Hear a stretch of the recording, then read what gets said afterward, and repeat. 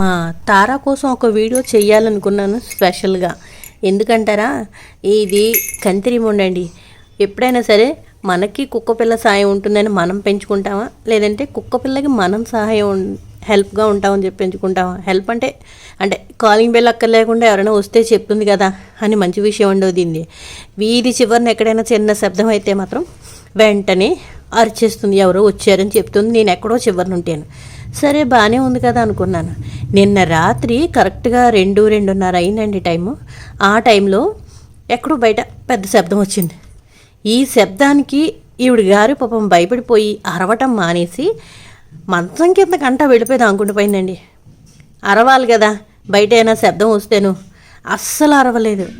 అందుకని ఇది నాకు సాయం ఉంటుందా ఎప్పుడైనాను? మా పిల్లలు ఎక్కడికైనా ఆఫీస్కి వెళ్ళిపోయినా, మా ఆయనగారు ఆఫీస్కి వెళ్ళిపోయినా సరే ఇది నాకు సహాయం ఉంటుంది కదా అని చెప్పేసి వెనకాల ఒక మనిషిలా తోడులా ఉంటుంది కదా అనుకున్నాను. దీనికే నేను వెనకాల ఉండవలసి వస్తుందండి. ఇలా అయిపోయింది. దీన్ని అప్పుడే నేను 5 ఏళ్ళ మట్టి పెంచుకుంటున్నాను. పొట్టి సిలిండర్ ఇది. దీనికి వీరంతా అదే పేరు పెట్టారు, పొట్టి సిలిండర్ అని. కానీ నాకు మాత్రం ఇది ఇలాంటి పనులు చేసి పెడుతూ ఉంటుంది. దీనికి మళ్ళీ స్పెషల్గా మా అమ్మాయి ఒక బెల్ కూడా ఒప్పుకుంది, చూసారు కదా.